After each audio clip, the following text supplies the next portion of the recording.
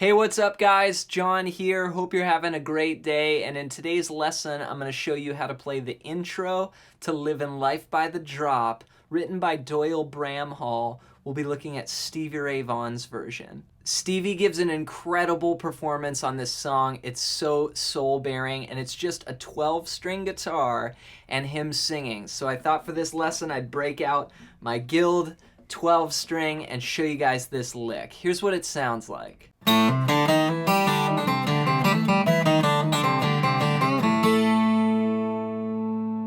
The song is in the key of A, and this line is really based out of what we call the blues scale.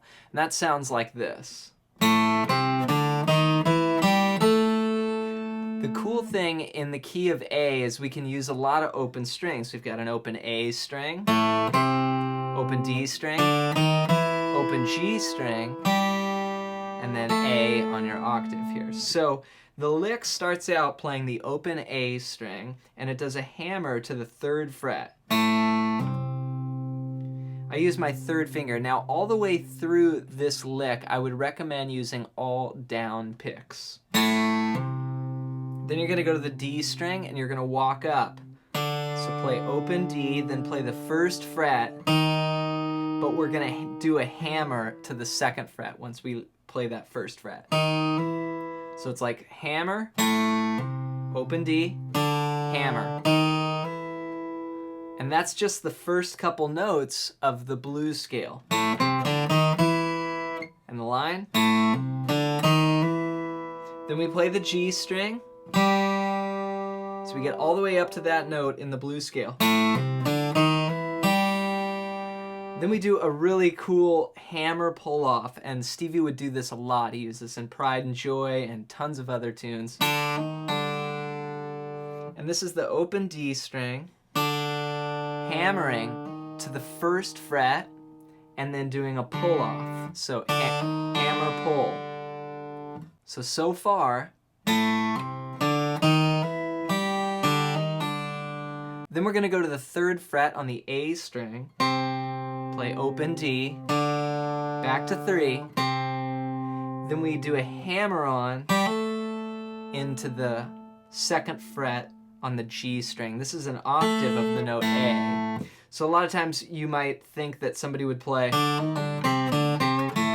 something like that, but Stevie does this thing where he jumps the octave a lot when he plays this kind of line. It sounds really cool just going up there. So that's a little hammer, open G to the 2nd fret. So I'm just going to sort of break that off as the first half of this lick. And even that's just a really cool lick in itself. So one more time slowly.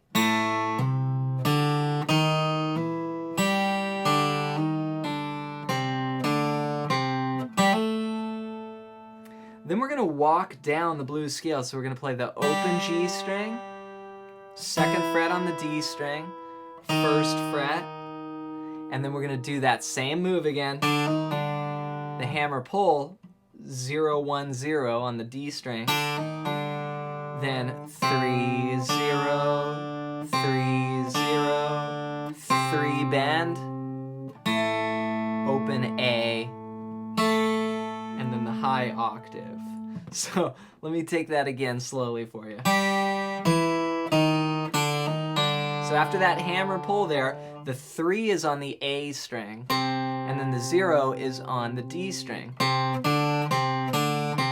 And he's just alternating, right? 3, 0, 3, 0. Then on the 3rd 3, you give a little pull and play the open A. So,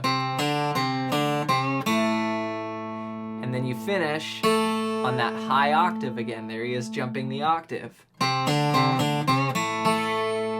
Such a cool line right there. And to me, this kind of thing, practicing this phrase is worth, 1,000 hours of just running a blues scale up and down. You can see that Stevie doesn't just play the straight scale like, he gets up to a certain point, and then right there, like he gets to the G, but then he dips back down. and he's just taking these twists and turns, and you're not really going to come, at least I'm not going to come up with a line like that just off the top of my head until I've played a lot of lines like this from recordings. So this is really good practice. You should just treat this like a blues scale exercise.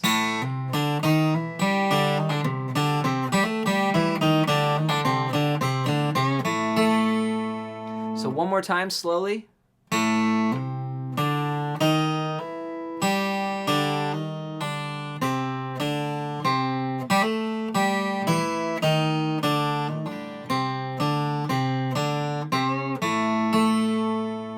Then we go into this typical blues pattern, rhythm pattern that sounds like this.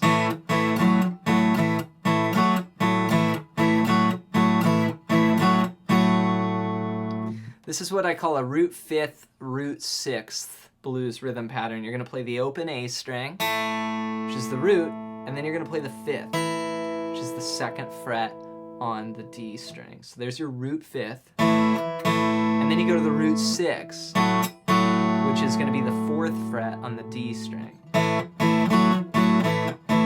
So that's the basis of this pattern, but Stevie does these little fills like... That's such a cool little thing. I just played it a million times, but there it is. It just makes me happy playing it again. So we're going to play open A, and the second fret we're going to count 1 and 2 and 3, and then on the fourth beat we'll play a triplet, and that's going to be the third fret on the A string giving a little pull, then open A, and the second fret. And it's just a subtle bend, a blues bend. So you got... Woo! That's cool. Now he doesn't do it every time, but it's sort of mixed in there as he feels. So here's the whole lesson that we learned today one more time.